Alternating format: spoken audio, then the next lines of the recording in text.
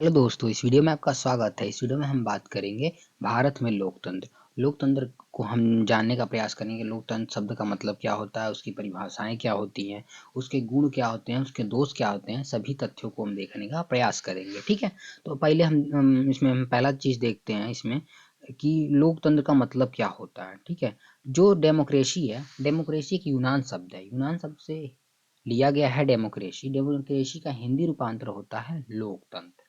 ठीक है, डेमोक्रेसी को हम दो भागों में तोड़ सकते हैं। पहला हो सकता है डेमो, दूसरा हो सकता है क्रेसी। डेमो का अर्थ होता है लोक और क्रेसी का अर्थ होता है शासन। तो डेमोक्रेसी का अर्थ हिंदी रूपांतर हुआ लोकतंत्र और उसको दो भागों में हमने तोड़ा, डेमोक्रेसी। डेमो का अर्थ हुआ लोक और क्रेसी का मतलब हुआ शासन, तो लोगों का शासन। इतना आशा करता हूँ ये आपको चीजें समझ में आई होंगी। डेमोक्रेसी का अर्थ क्या होता है, लोकतंत्र का अर्थ क्या होता है। ठीक है, कौन से विद्वानों ने किस प्रकार दी हैं। पहले हम देख लेते हैं कि लोकतंत्र की एक निश्चित परिभाषा देना कठिन है। ठीक है, इसके लिए अनेक विद्वानों ने अपने अपने विचारों से अपने अपने अनुरूप इसे परिभाषित किया है। ठीक है, पहला हम देखते हैं लिंकन के अनुसार क्या। ये अमेरिका के राष्ट्रपति हैं, आपको तस्वीर स्लाइड पे दिख जाएगी। ये अमेरिका के राष्ट्रपति हैं। इनके अनुसार डेमोक्रेसी क्या है, लोकतंत्र क्या है। ठीक है, लोकतंत्र जनता का शासन है, जनता के लिए जनता के द्वारा शासन है। ठीक है, इनका कहना मतलब ये है कि जो जनता है वो क्या नाम है, लोकतंत्र के द्वारा, मतलब जो लोकतंत्र है वो जनता के द्वारा ही शासन है। कैसे, हम इसका एग्जाम्पल के थ्रू आपको समझाने का प्रयास करते हैं। जैसे कि हमारे भारत में लोकसभा का चुनाव होता है। लोकसभा का चुनाव होता है तो हम कैसे क्या करते हैं, हम अपने प्रतिनिधि को चुनते हैं जिससे वो सरकार बनती है। ठीक है, और सरकार क्या करती है, हमारे लिए ही बनती है, हमारे द्वारा ही बनती है। उसके बाद वो हमारे ऊपर ही शासन करती है। ठीक है, तो ये इसका अर्थ हो गया। आशा करता हूँ आपको समझ में आया होगा। दूसरा हम देखते हैं गैटिल के अनुसार क्या है। इन्होंने परिभाषा किस प्रकार दी है लोकतंत्र को। यह वह शासन का रूप है जिसमें जनता को संप्रभु शक्ति के रूप में भाग लेने का अधिकार है। वो ये कहना चाहते हैं कि जो क्या नाम है, लोकतंत्र है, इसमें क्या होता है, जनता को ही सर्वप्रभु माना जाता है। कैसे माना जाता है, आपको मैंने पहले ही बता दिया कि अगर जनता ही नहीं चुनेगी तो कोई सरकार में आ ही नहीं पाएगा। इसलिए लोकतंत्र का कोई मतलब ही नहीं हो पाएगा। ठीक है, उसके बाद हम देखते हैं सीले के अनुसार क्या है लोकतंत्र। सीले के अनुसार ये है लोकतंत्र। लोकतंत्र वह शासन प्रणाली है जिसमें प्रत्येक व्यक्ति शासन के कार्य में भाग लेता है। जैसे हमारे देश में सभी लोगों को क्या करना है, मतदान करने का अधिकार है। हम लोग सभी लोग किसी न किसी रूप में अपने देश के क्या नाम है, शासन प्रणाली में भाग लेते हैं। ठीक है, आशा करता हूँ आपको ये डिफिनेशन, जितनी भी परिभाषाएं हैं आपको समझ में आई होंगी। इसकी अनेक भी परिभाषाएं हैं, लेकिन आपको समझने के लिए इतना ही काफी है लोकतंत्र क्या है। ठीक है, विशेषताएं क्या हैं इसको हम देखने का प्रयास करते हैं, लोकतंत्र की विशेषताएं को। ठीक है, पहला हमने पहले ही बता दिया आपको, जनता की इच्छा की सर्वोच्चता। जनता की इच्छा की सर्वोच्चता कैसे है, इसे हम देखने का प्रयास करते हैं। जनता, देखिए, हम जो हमारी सरकार होती है वो हमसे वादा करती है कुछ आने के लिए, मतलब सरकार चलाने के लिए, अगले चुनाव को जीतने के लिए हमसे वादा करती है कि हम एजुकेशन सेक्टर को अच्छा करेंगे, हम क्या नाम है, बेरोजगारी को कम करेंगे, हम डेवलपमेंट करेंगे, नई नई टेक्नोलॉजी लाएंगे। तो इन सब चीज़ों को वो वादा वादा करती है। अगर ऐसा वो नहीं करती है तो उसे हटा दिया जाता है पद से। अगले चुनाव में उसको मात खाना पड़ता है। अगले चुनाव में वो क्या कर क्या नाम है, उसे दोबारा मतलब मौका ही नहीं दिया जाता। ठीक है, तो इसमें इच्छा होती है जनता की कि हमारी इच्छा, हम अपने प्रतिनिधि को चुने हैं, हमारी इच्छा होगी ये आने के बाद ये कार्य अवश्य करेंगे। ठीक है, दूसरा क्या है, जनता द्वारा चुनी गई सरकार। हमने पहले ही बता दिया जनता द्वारा ही चुनी जाती है।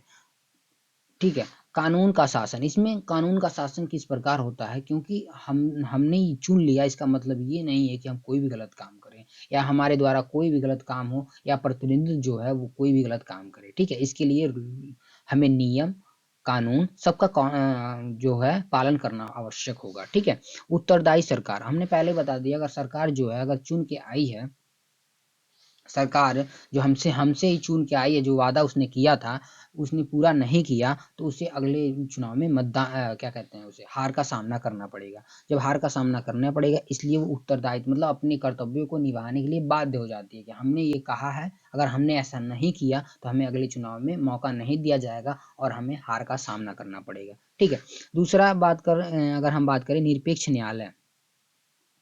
सबसे बड़ी बात इसमें निरपेक्ष न्यायालय का सबसे अनोखा चीज़ है, क्योंकि अगर जो सरकार है अगर उसने ही ऐसा कोई कानून बना दिया या जिससे लॉ एंड ऑर्डर खराब हो रहा है, या क्या नाम है, संविधान में कोई मतलब संविधान के ऊपर कोई खतरा है, जिससे जिससे जो निरपेक्ष न्यायालय है वो जांच कर सकता है।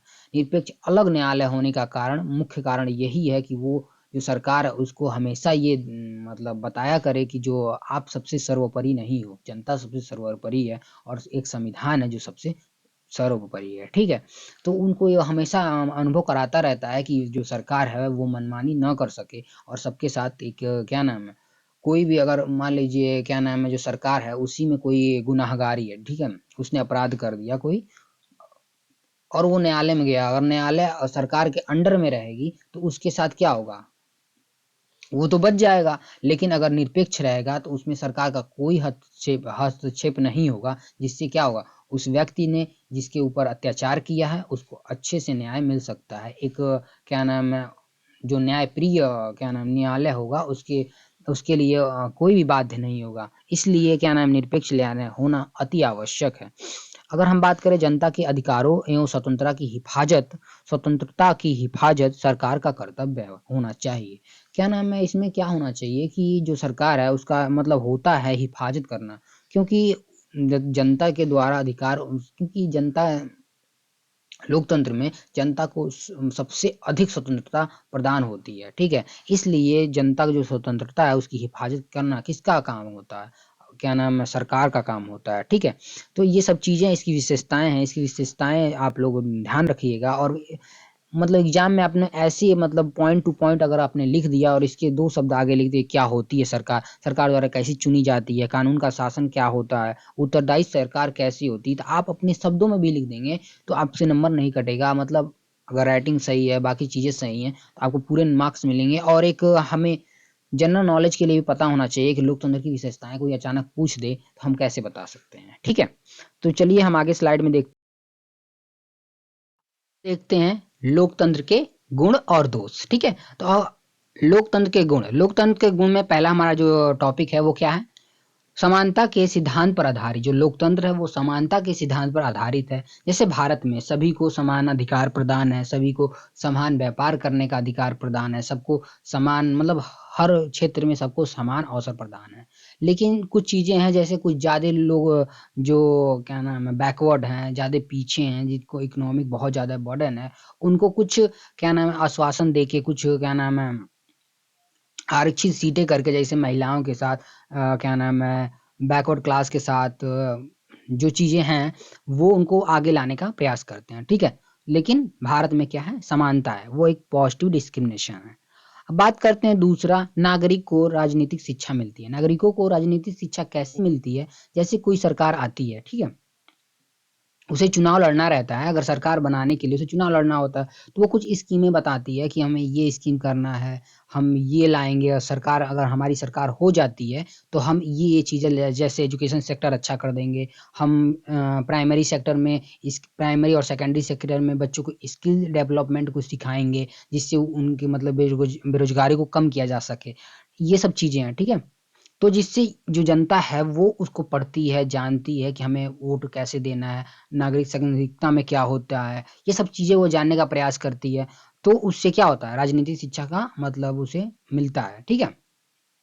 अब चुनाव हो ही ना, बाकी चीज़ें हो ही ना, तो सरकार ऊपर क्या कर रही है, क्या नहीं कर रही है, उससे क्या फ़र्क पड़ रहा है जनता को। लेकिन जब चुनाव होता है, हर चीज़ें होती हैं, लोकतंत्र जब होता है, तो इसमें क्या होता है, इसमें जनता को अवेयर होते हैं, ठीक है? जनता लोग अवेयर होते हैं। दूसरा अगर हम बात करें देशभक्ति में क्या कहते हैं, देश में 1 सेकंड ये जो है देशभक्ति की भावना पैदा होती है। देशभक्ति की भावना पैदा होती है हमारे अंदर, जैसे हमें ये लगता है कि हाँ, एक प्रक्रिया द्वारा सरकार चुना गया है। क्योंकि अगर कभी-कल ये होता है कि अगला ने चुनाव खड़ा किया है, हमारा प्रतिनिधि नहीं जीता और उसका प्रतिनिधित्व जीत गया। लेकिन वही विद्रोह का सामना, लेकिन एक जो प्रक्रिया है, इसमें एक प्रक्रिया कि हमारे देश के हित में हुआ। जो आज पद पे बैठा है, वो सभी को देखेगा, वो सभी के लिए प्रधानमंत्री है, सभी के लिए राष्ट्रपति है और हमारे द्वारा ही चुन के गया है। इसका मतलब हम उसके उत्तरदायित्व हैं जो भी हो रहा है, ठीक है? तो ये सारी घटनाएं क्या हमारे अंदर देशभक्ति की भावना पैदा करती है, जो सरकार है हमारे लिए उत्तरदायित्व है। जनपद पर आधारित जो भी सरकार चुन की गई है वो लोगों के अधिक से अधिक जनपद पर आधारित है, इसलिए वो सरकार बनी है। नहीं बनती तो क्या नाम है, वो अगर अच्छा कार्य नहीं कर रही है तो 5 साल बाद जब दूसरा चुनाव होगा तो उसे हटा दिया जाएगा पद से। तीसरा अगर लास्ट वाला हम देखते हैं तो क्या है, लोकतंत्र जनता का वह शासन है जो सर्वश्रेष्ठ है, सर्वश्रेष्ठ है। कैसे कि जनता में सबसे अधिक लोकतंत्र जो है, लोकतंत्र में ही जनता को स्वतंत्रता प्रदान किया गया है। और जनता ही शासन सर्वश्रेष्ठ कैसे है, क्योंकि जनता के द्वारा ही चुना जाता है। अगर जनता ही किसी व्यक्ति को चुन रही है तो जनता से ही पावर मिलता है। ठीक है, ये चीजें हमने क्या देख लिया, लोकतंत्र के गुण के बारे में हमने देख लिया ये सब चीजें। अब हम इसके दोष के बारे में चलते हैं कि दोष क्या है लोकतंत्र के।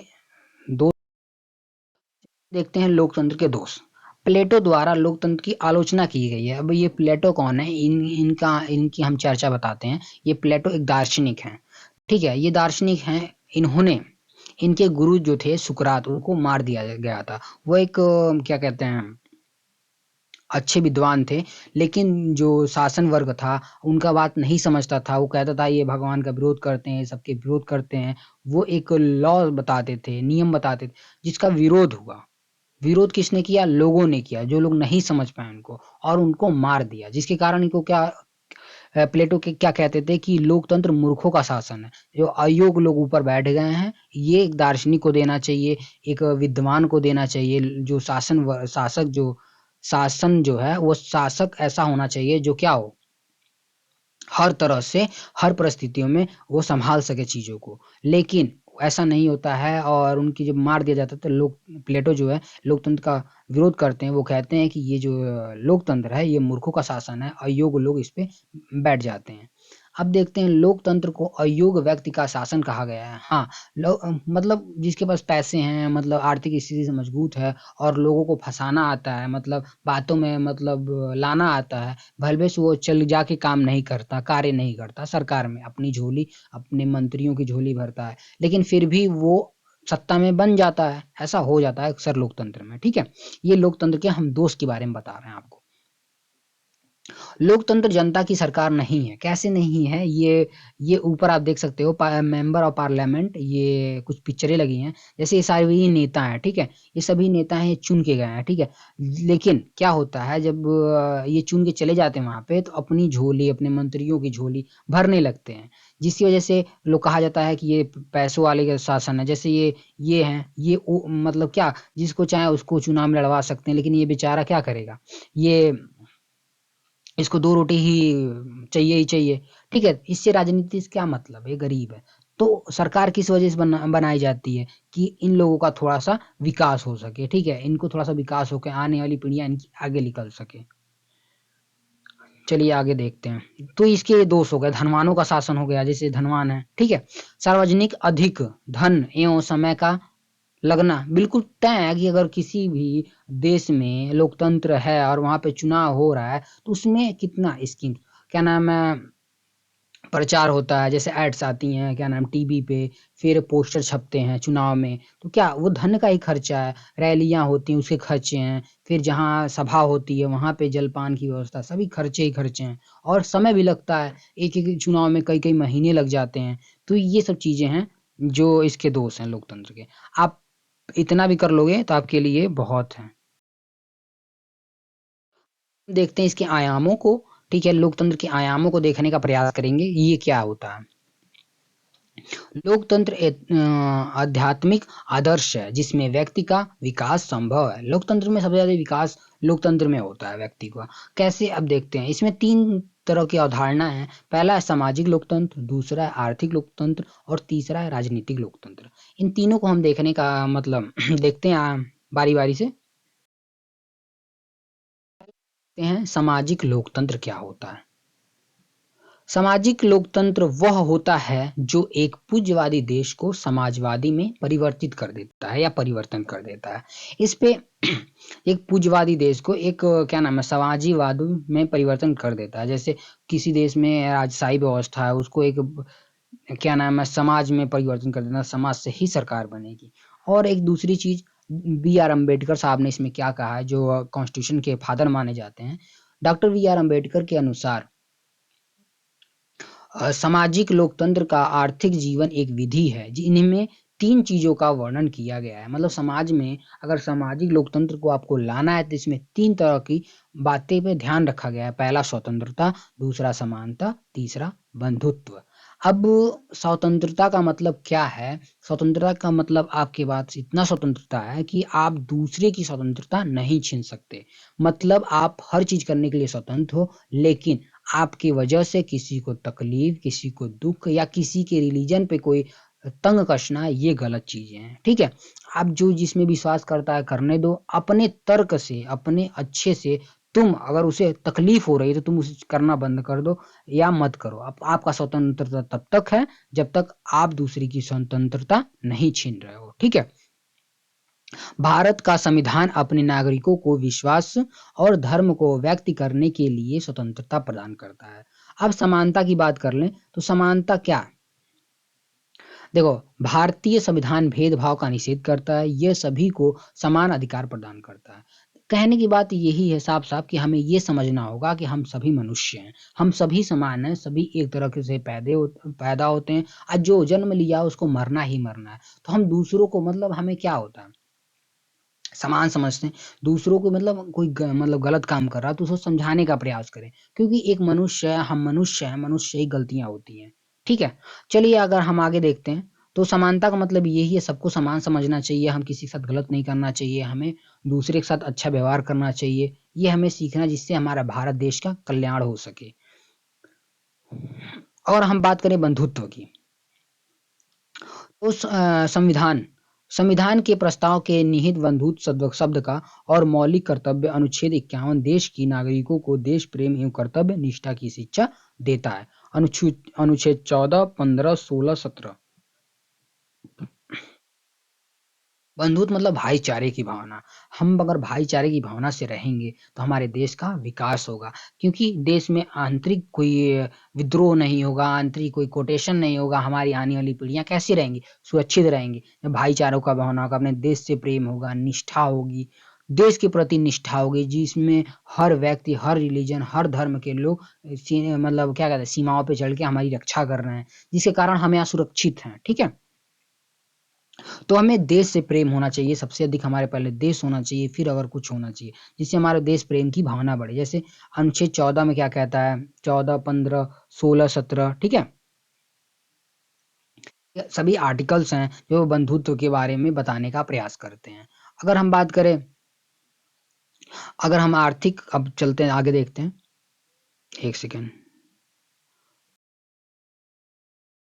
देखते हैं क्या दूसरा, देखते हैं आर्थिक आर्थिक लोकतंत्र। आर्थिक लोकतंत्र में सबसे आसान टॉपिक यही है कि आर्थिक लोकतंत्र का मतलब ये है कि राज्य सभी लोगों को अपने पसंद के व्यापार करने के लिए अधिकार प्रदान करता है। देखिए आपको जो भी करना हो अच्छे से करिए, निस्वार्थ से करिए, मतलब कोई स्वार्थ गलत काम का ना हो। ठीक है, आर्थिक स्थिति मतलब आर्थिक स्थिति एक इकट्ठा करना आपका अधिकार है। ठीक है, आप कर सकते हैं, आर्थिक लोकतंत्र में आप आगे बढ़िए। ठीक है, अगर हम तीसरे की बात कर लें तो तीसरा सबसे क्या है, राजनीतिक लोकतंत्र। राजनीतिक लोकतंत्र क्या है? राजनीतिक लोकतंत्र वह होता है जो जब लोगों को अपनी शासकों को चुनने और हटाने का अधिकार प्राप्त होता है। राजनीतिक में आप चुन सकते हो और आपकी मतलब आप हटा भी सकते हो, ये बड़ी मुश्किल प्रक्रिया है, लेकिन आप कर सकते हो। सार्वभौमिक व्यस्त मताधिकार 18 वर्ष की आयु पर। ठीक है, आयु का प्रत्येक व्यक्ति जाति, लिंग, स्थान के आधार पर कोई भेदभाव नहीं, सबको समान मताधिकार प्रदान है। मतलब सभी को समान मताधिकार प्रदान हो गया है कि सभी लोग अपने प्रतिनिधित्व को चुन सकते हैं 18 वर्ष की आयु होने के बाद। इसमें दूसरा टॉपिक क्या है कि चुनाव लड़ना। मतलब हमें क्या, हम 21 वर्ष के हुए तो हम चुनाव लड़ 21 वर्ष 25 वर्ष के हुए, सॉरी 25 वर्ष के हुए हम चुनाव लड़ सकते हैं। ठीक है, तो ये सब चीजें हैं। चलिए हम आगे देखते हैं।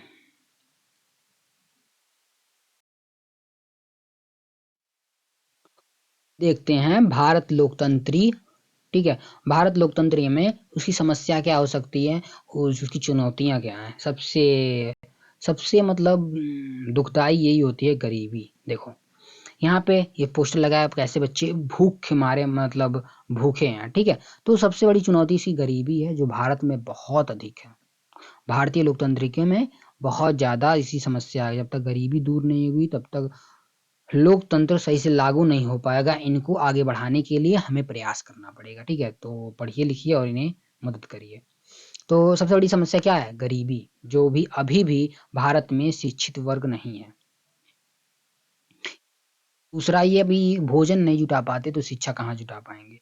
दूसरा सामाजिक और आर्थिक समानता, सही बात है, ये गरीब हैं और कुछ लोग अमीर हैं जिससे आर्थिक समानता उत्पन्न होता है, असमानता उत्पन्न होता है। कोई शुजात बहुत आगे चला गया, कोई वर्ग बहुत पीछे रह गया है।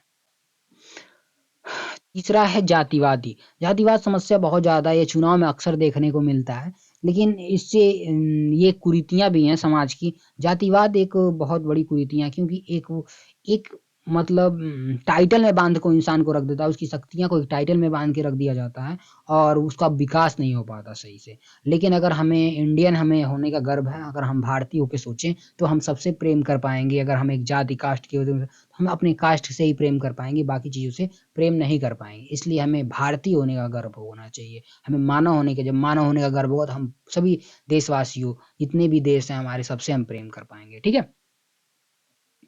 तो उसके बाद हम देखेंगे बेरोजगारी। अब देखिए ये गरीब बच्चे हैं, ये अभी खाना जुटाने में इतने परेशान है, तो ये पढ़ेंगे कब? तो जब पढ़ेंगे नहीं, बड़े होंगे तो फिर ये क्या होगा?